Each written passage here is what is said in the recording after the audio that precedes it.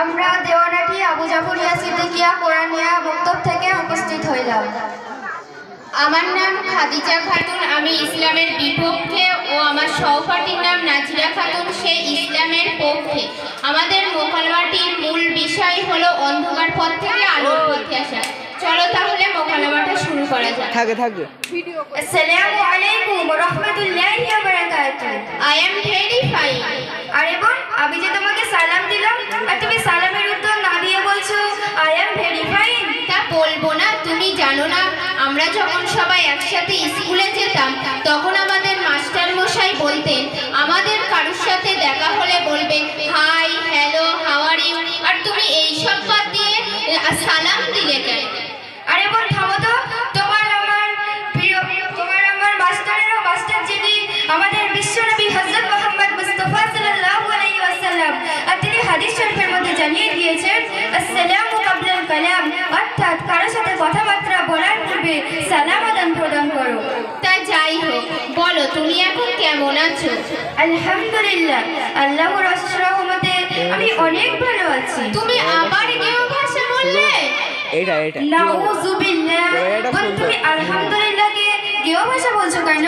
তা বলবো না? তুমি জানো না, যখন আমাদেরকে কেউ জিজ্ঞাসা করে হাউ আর ইউ, কেমন আছো, তখন আমাদেরকে বলতে হয় আই এম ভেরি ফাইন, আর তুমি এই সব বাদ দিয়ে আলহামদুলিল্লাহ বললে কেন? আরে বোন, যখন আমাদের সাথে কারো দেখা হয়, সে যদি কোনো ভালো কথা বলে থাকে তাহলে কোরআন সুন্নাহর আলোকে বলতে হয় আলহামদুলিল্লাহ, মাশাআল্লাহ অথবা জাযাকাল্লাহ। আর যদি সেটা খারাপ দিক হয়ে থাকে তাহলে বলতে হয় নাউযুবিল্লাহ। তা যাই হোক বোন, তুমি এরকম ইসলাম বিরোধী নির্লজ্জ বেয়াদবের মতো পোশাক পরিধান করে কোথায় চললে শুনি? কি তুই আমাকে নির্লজ্জ বেয়াদব বললি? কেন? আমি এই ড্রেস পরেছি তাই এটাই কি আমার অপরাধ? আর তুই কি বলতে চাচ্ছিস? তোর মতন ওরকম হাব্বা জুব্বা বোরখা পরে ঘুরবো নাকি? আমার মতন ড্রেস পরে লাইফটাকে এনজয় করতে শেখ, বুঝলি? হাই আফসোস, বোরকা পরে লাইফটাকে এনজয় করা যায় না বুঝি? তোমার মতো হাজারো মুসলিম মেয়েরা তারা পর্দাকে হালকা ভেবে নিচ্ছে, যে না ব্যভিচার থেকে লাঞ্ছিত বঞ্চিত হচ্ছে। এই তোর সমস্যাটাই কথা বল তো। বোন, সমস্যাটা আমার না, সমস্যাটা হলো তোমাদের। কারণ ইসলামের এই সুন্দর সংস্কৃতিকে ছেড়ে তোমরা পরচার্চা পরমান্ন ভালো লাগে, তাই তো এমন খোলামেলা পোশাকে ঘুরে বেড়াও। এই কখন তে শুনছি ওই পর্দা পর্দা করে যাচ্ছিস, তা বলতো পর্দার মানেটা কি? এই পর্দার মানে হলো আবরণ করা বা ঢেকে রাখা, আর এই পর্দা করাটা ইসলামের একটি বিধান। আর এই পর্দা নিয়ে আল্লাহ পাক কোরআনের মধ্যে কি বলেছেন জানো?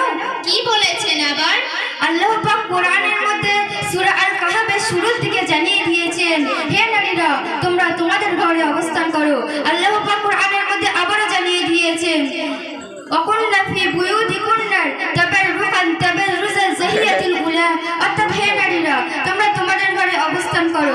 আর সেই জাহিলিয়া যুগের মতো নিজেদের রূপ সৌন্দর্যটাকে পরপুরুষের সামনে প্রদর্শন করে বেরিও না। যিনি যেমনি যত্নে রাখলে তাতে পিঁপড়ে রাখা কঠিন, ঠিক তেমনি একটি নারী যদি পর্দা করে তাকে অপমান করা তার চেয়েও বেশি কঠিন। আল্লাহ তো সেই জন্য পর্দাকে ফরজ করেছে। তোমাকে একটি উদাহরণ দিই, তাহলেই তুমি বুঝতে পারবে। ধরো দুটি 5 টাকার নোট, দুটোরই বয়স 7 বছর। একটা খোলামেলা দুনিয়ায় ঘুরে বেড়াচ্ছে এবং ওপরটা যত্নে বাক্সে রাখা আছে। যেটা খোলামেলা দুনিয়ায় ঘুরে বেড়াচ্ছে সেটা একজনের হাত থেকে অন্যজনের হাতে যাচ্ছে, ফলে সেটা নোংরা হয়ে যাচ্ছে। আর যেটা যত্নে বাক্সে রাখা আছে সেটা এখনো নতুনের মতো চকচক করছে। পর্দাওয়ালি ও বেপর্দাওয়ালি নারীর মধ্যে ঠিক এমনটাই পার্থক্য।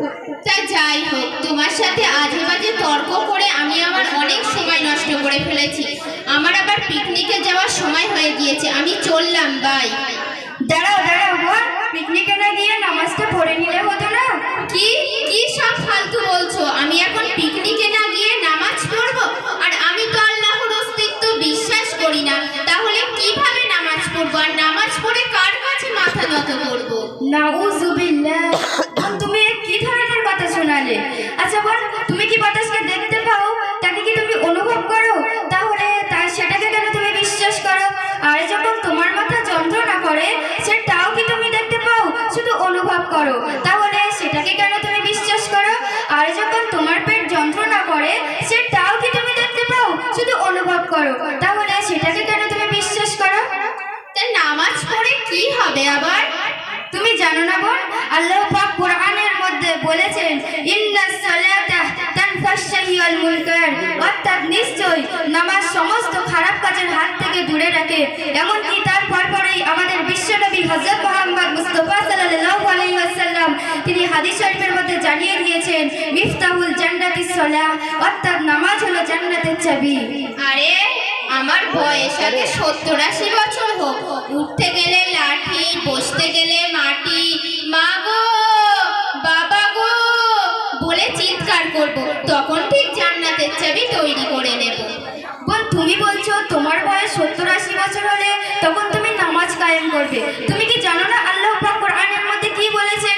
আল্লাহ পাক কোরআনের মধ্যে আবারও জানিয়ে দিয়েছেন শাদ্দু ফি নিশানি ইবাদিল্লাহি তাআলা, অর্থাৎ যৌবন বয়সের ইবাদত আল্লাহ পাকের কাছে বেশি গ্রহণযোগ্য। এমনকি হযরত জিবরাইল আলাইহিস সালাম বলেছেন পৃথিবীতে বৃষ্টি বর্ষণ হলে জমিনে কত ফোঁটা বৃষ্টি পড়ে আমি জিবরাইল গুনতে পারবো, কিন্তু যৌবন বয়সের ইবাদত আমি জিবরাইল গুনতে পারবো না। আচ্ছা বোন, তুমি তো দেখছি ইসলামের বিষয়ে অনেক কিছুই জানো, তা তোমাকে তাহলে কিছু প্রশ্ন করা যায়? হ্যাঁ, কি প্রশ্ন করবে করো। আচ্ছা বোন, আল্লাহ পাক কি কিয়ামতের দিন ছায়া দেবেন? হ্যাঁ অবশ্যই। কাদেরকে ছায়া দেবেন?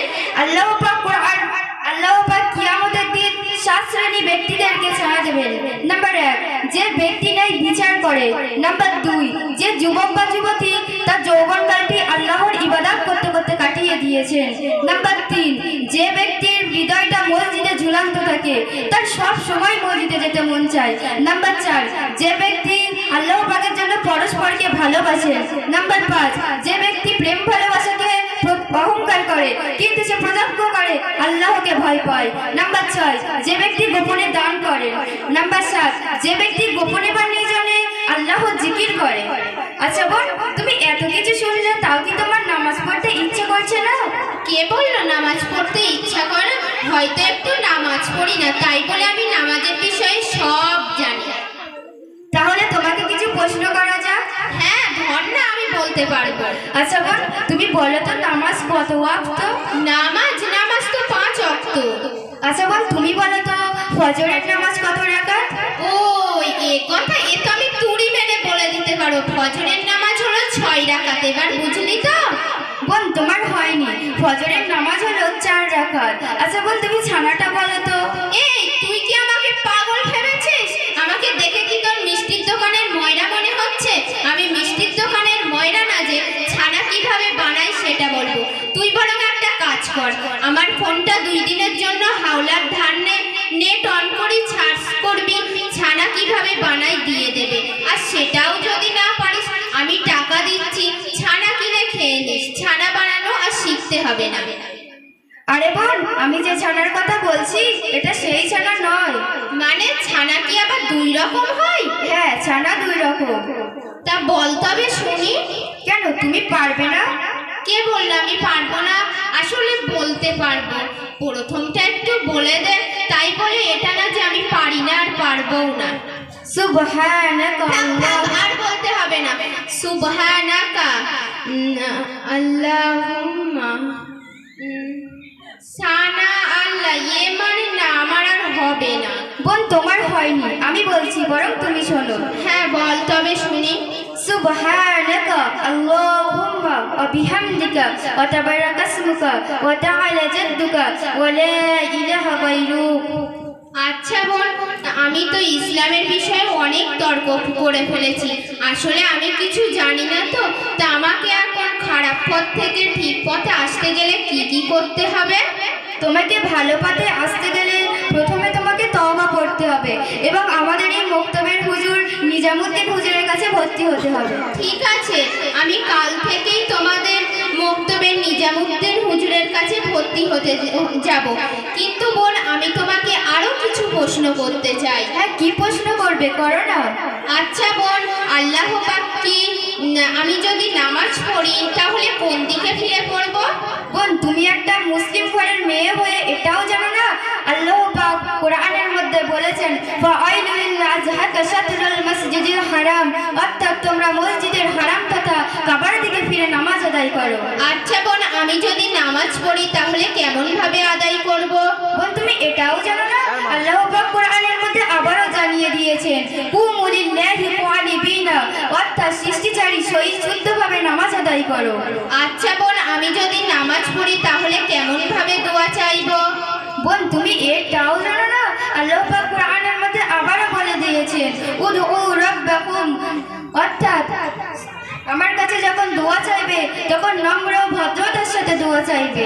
ঠিক আছে বোন, তোমাকে অনেক অনেক ধন্যবাদ আমাকে অন্ধকার পথ থেকে আলোর পথে নিয়ে আসার জন্য। বোন, ধন্যবাদটা আমাকে নয় বরং আল্লাহ পাককে দাও। ঠিক আছে বোন, তাহলে তোমাদের মুক্তবের নামটা বলো।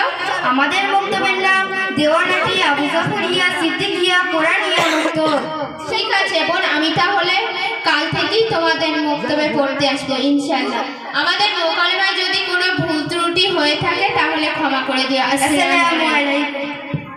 যারা মোকালামা করবে যদি অধিক লম্বা করো মনে